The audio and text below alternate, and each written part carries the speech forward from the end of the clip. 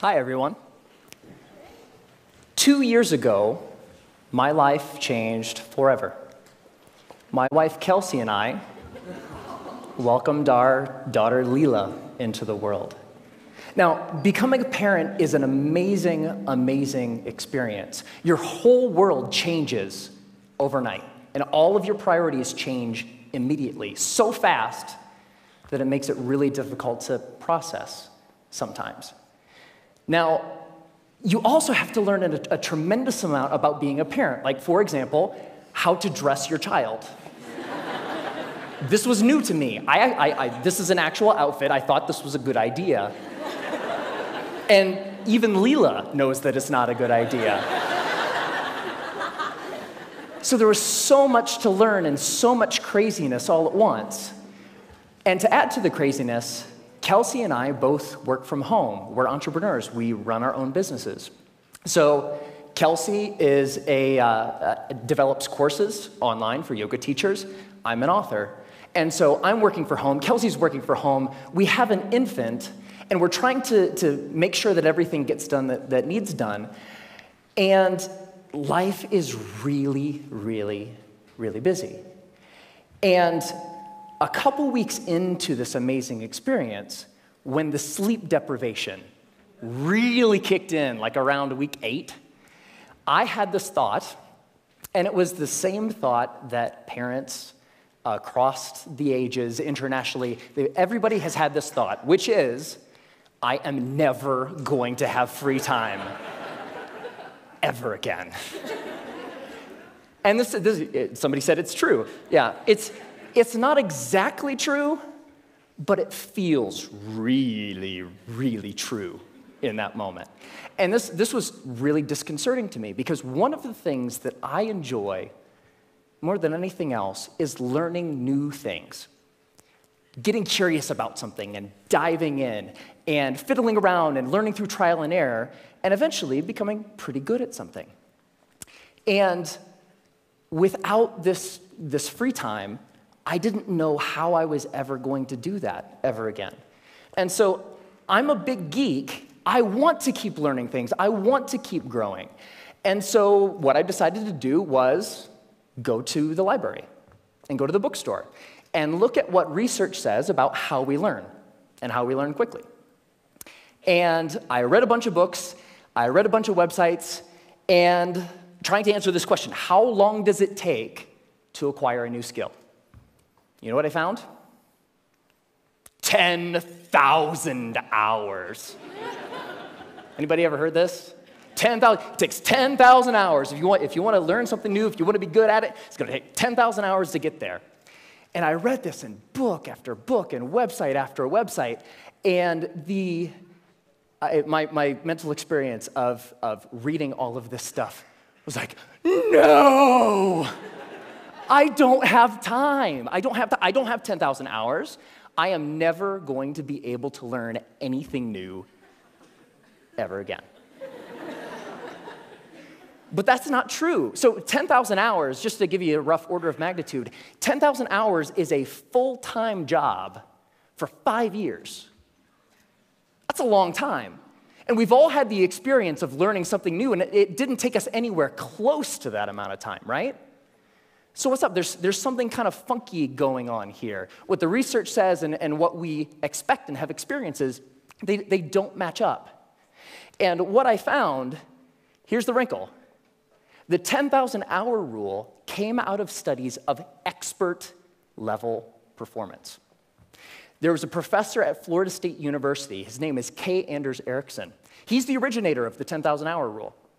And where that came from is he studied professional athletes, world-class musicians, chess grandmasters, all of these ultra-competitive folks in ultra-high-performing fields, and he tried to figure out how long does it take to get to the top of those kinds of fields. And what he found is the more deliberate practice, the more time that those individuals spent practicing the elements of whatever it is that they do, the more time you spend, the better you get. And the folks at the tippy top of their fields put in around 10,000 hours of practice. Now, we were talking about the game of telephone a little bit earlier. here's what happened. An author by the name of Malcolm Gladwell wrote a book in 2007 called Outliers, the Story of Success. And the centerpiece of that book was the 10,000-hour rule. Practice a lot, practice well, and you will do extremely well. You'll reach the top of your field. So the message, what Dr. Erickson was actually saying is, it takes 10,000 hours to get to the top of an ultra-competitive field in a very narrow subject. That's what that means. But here's what happened. Ever since Outliers came out, immediately came out, reached the top of the bestseller list, stayed there for 3 solid months. All of a sudden, the 10,000-hour rule was everywhere. And a society-wide game of telephone started to be played. So this message, it takes 10,000 hours to reach the top of an ultra-competitive field, became, it takes 10,000 hours to become an expert at something, which became, it takes 10,000 hours to become good at something, which became, it takes 10,000 hours to learn something. But that last statement, it takes 10,000 hours to learn something, it's not true. It's not true.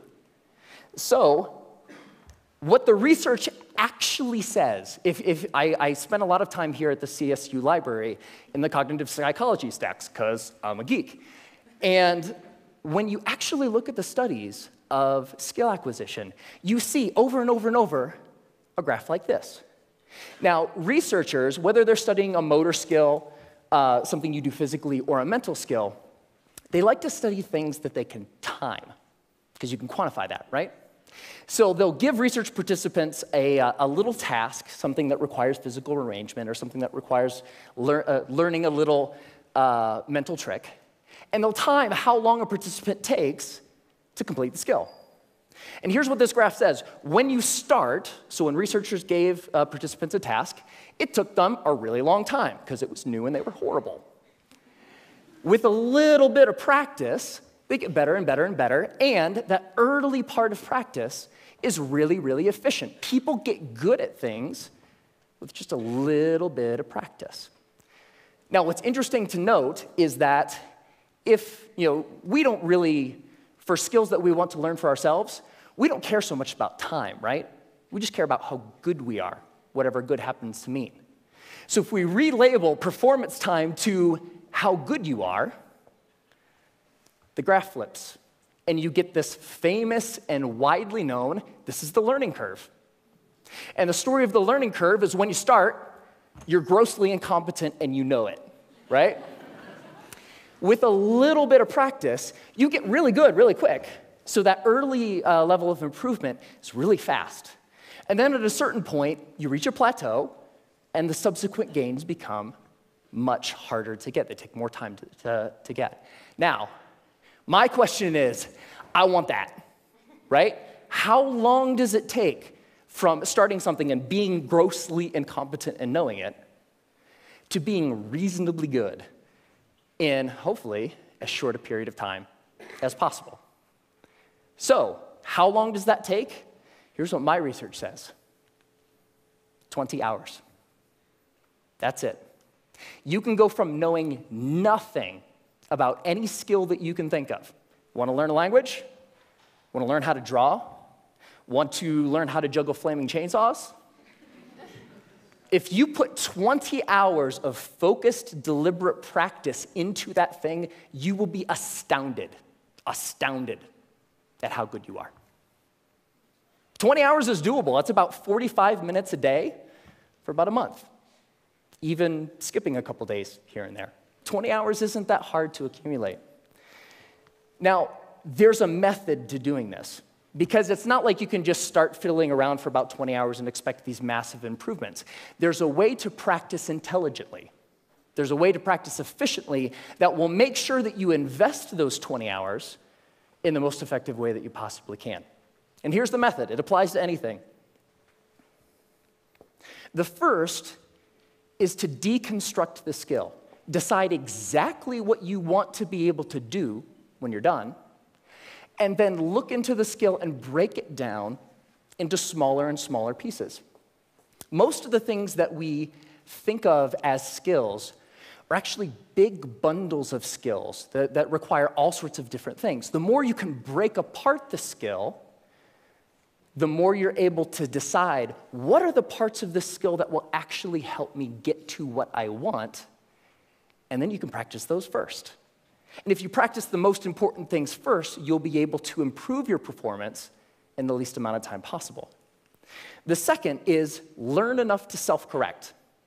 So get 3 to 5 resources about what it is you're trying to learn. Could be books, could be DVDs, could be courses, could be anything. But don't use those as a way to procrastinate on practice. I know I do this, right? Get like 20 books about the topic. It's like, I'm going to start learning how to program a computer when I complete these 20 books. No, that's procrastination. What you want to do is learn just enough that you can actually practice and self-correct or self-edit as you practice. So the learning becomes a way of getting better at noticing when you're making a mistake and then doing something a little different. The third is to remove barriers to practice. Distractions, television, internet, all of these things that get in the way of you actually sitting down and doing the work. And the more you're able to use just a little bit of willpower to remove the distractions that are keeping you from practicing, the more likely you are to actually sit down and practice, right? And the fourth is to practice for at least 20 hours. Now, most skills have what I call a frustration barrier. You know, the grossly incompetent knowing it part. That's really, really frustrating. We don't like to feel stupid. And feeling stupid is a barrier to us actually sitting down and doing the work. So by pre-committing to practicing whatever it is that you want to do for at least 20 hours, you will be able to overcome that initial frustration barrier and stick with the practice long enough to actually reap the rewards. All right? That's it. It's not rocket science. 4 very simple steps that you can use to learn anything. Now, this is easy to talk about in theory, but it's more fun to talk about in practice. So one of the things that I've wanted to learn how to do for a long time is play the ukulele. Has anybody seen Jake Shimabukuro's TED Talk where he plays the ukulele and makes it sound like he's like an ukulele god? It's amazing. It's like, I saw that, it's like, that is so cool. It's such a neat instrument. I would really like to learn how to play. And so I decided that to test this theory, I wanted to put 20 hours into practicing the ukulele and see where we got. And so the first thing about playing the ukulele is in order to practice, you have to have one, right? So I got an ukulele, and my lovely assistant, thank you, sir. I think I need the cord here. It's not just an ukulele, it's an electric ukulele. Yeah. So the first couple hours are just like the first couple hours of anything. You have to get the tools that you're using to practice. You have to make sure that they're available. My ukulele didn't come with strings attached. I had to figure out how to put those on. Like, that's kind of important, right? And learning how to tune and learning how to make sure that all of the things that need to be done in order to start practicing get done, right? Now, one of the things when I was ready to actually start practicing was I looked in online databases and songbooks for how to play songs. And they say, okay, ukuleles, you can play more than one string at a time, so you can play chords. That's cool. You're accompanying yourself. Yay, you. And when I started looking at songs, I had an ukulele chord book that had like hundreds of chords. I was like looking at this thing, like, whoa, that's intimidating. But when you look at the actual songs, you see the same chords over and over, right?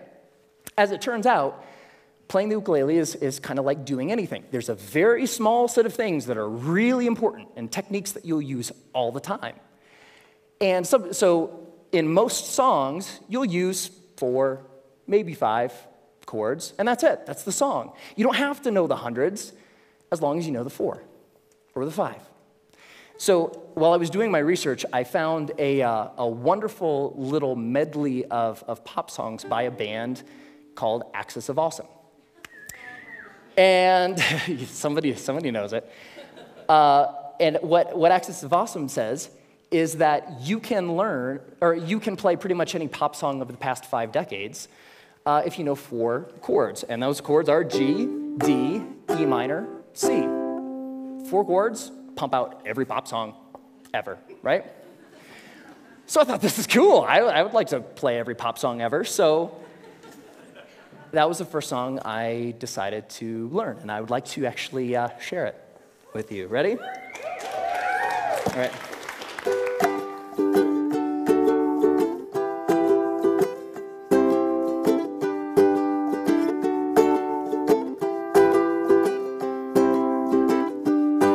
Just a small town girl living in a lonely world. She took the midnight train going anywhere. I heard that you settled down, that you found a girl, that you're married now. Every night in my dreams I see you, I feel you. That is how I know we'll go on. I won't hesitate no more, it cannot wait, I'm yours. 'Cause you are amazing, we did amazing things. If I could, then I would. I'd go wherever you will. And can you feel the love tonight? Can I live with or without you? When I find myself in times of trouble, Mother Mary comes to me. Sometimes I feel like I don't have a partner. No woman, no cry, mama, this surely is a dream. I come from London under. Once a jolly swag man camped by a billabong. Hey, I just met you, and this is crazy, but here's my number, so call me. Hey, sexy lady, whoop, whoop, whoop, whoop, whoop 'em Gangnam Style. Time to say goodbye. Closing time. Every new beginning comes from some other beginning's end.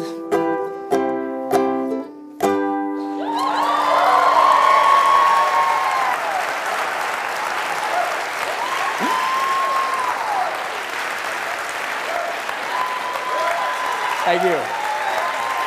Thank you. I love that song. And I have a secret to share with you. So by playing that song for you, I just hit my 20th hour of practicing the ukulele. Thank you.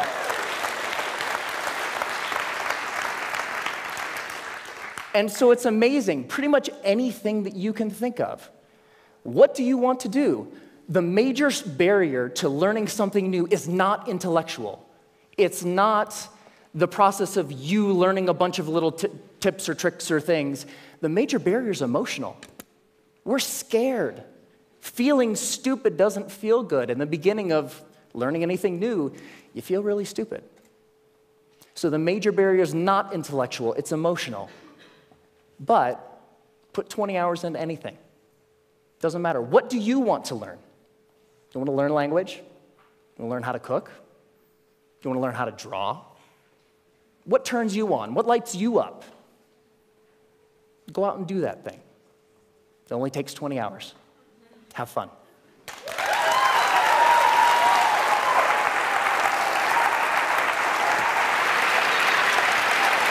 Great job.